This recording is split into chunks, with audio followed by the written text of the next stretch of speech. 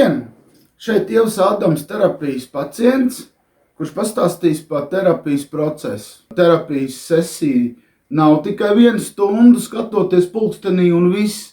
Viņa ir daudz garāka, pēc vajadzības, ejot uz konsekvenci līdz rezultātam, un var pat ieilgt pat 2 un 3 stundas vienā reizē, lai sasniegtu vēlamo rezultātu. Un plus terapijas sesijām vēl arī ir nepārtraukta komunikācija starp klientu un speciālistu. Un nevar salīdzināt budžeta klases speciālists pa 50 nieciņām, kas ir reizē sesijā skatoties pulkstenī, un arī tā psihoterapija, kas it kā ir lētākā, bet tas rezultāts tur ir šausmīgi plaši izklāstīts, un tad viņi faktiski atver to dzīves grāmatu tik plaši vaļā, ka viņi tur kādu pāris gadus ņemās par to darbības lauku, ko hipnoterapijā, faktiski pāris mēnešos var stabili izdarīt. Ja? Lūk. Un tātad patīk hipnoterapija, jo tas faktiski tos, kurus neņem psihoterapiju, hipnoterapija noteikti paņems. Pēc pilas programmas izmanto arī paši smadzeņu automātiku, paši savas atveseļošanās labā. Un tad tā diezgan abstraktā veidā pieejot visai te problēmai. Vienkārši no malas, vienkārši paņem viņu, sakrāmē pa plauktiņiem.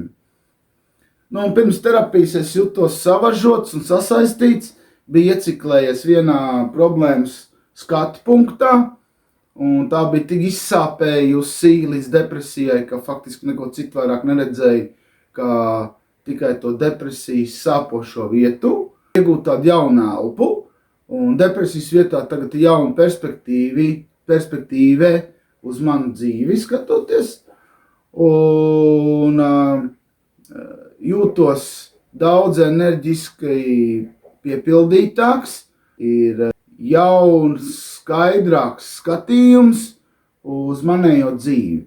Līdz ar to, pa savējo dzīvi jau nevienam baigi nepatīk tā plaši runāt tik privāti sevišķi, par tādām kabinetu lietām. Bet, lietas būtība ir tāda, kad ir skaidrs skats tagad uz savu nākotni, ko es ar to gribu iesākt, ko es gribu, un es ļoti labi zinu, kas man tajā visā patīk. Ja? Un tas ir galvenais, kam ir nonākts. Ja? Pāris vārdos jāpiemina par Ievu Ādamu, kad es abrīnoju viņas neatlaidīgumu un uzcītību darbā, kur arī tās starpsesiju, faktiski pat uzbāzīgās izziņas par terapijām, par savām problēmām. Viņi viss izskatīja, analizēja, konspektēja, ejot uz mērķi, lai ātrāk nonāk līdz konsekvencei. Un faktiski jau uzbrukām tajā problēmai sesijā, jau sagatavojušies, jau pieejot lietas būtībai klāt, kas saka, un ikreiz to vienkārši sakārtojot un atrisinot. Jā.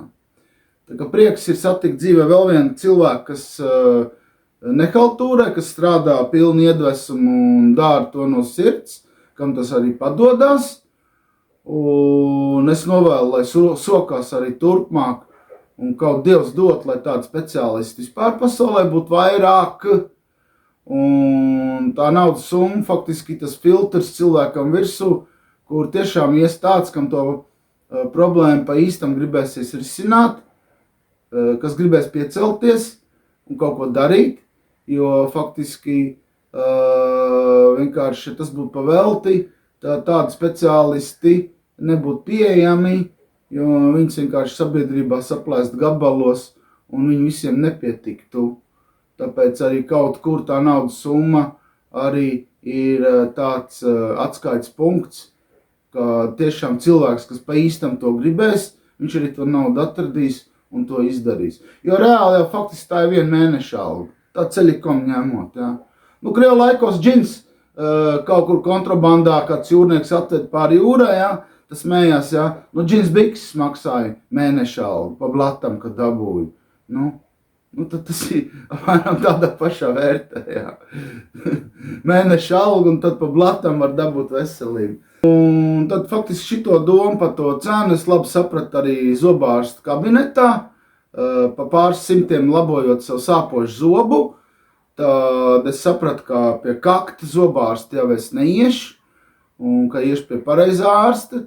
Un ja jau es pa zobu maksāju simtiem, tā pa visām smadzenēm un visu nervu sistēmu un mentālās dzīves veselību, faktiski, ko tad es domāju, kāpēc skaitīt, vai ne? Tagad man pie Ievas Ādams ir blats, ir labas attiecības un, kas saka, ir viena uzticības persona manā dzīvē, kur, ja radīsies mentālās dabas sarežģījumi, tad tāds dvēseliskais advokāts faktiski ir zināms.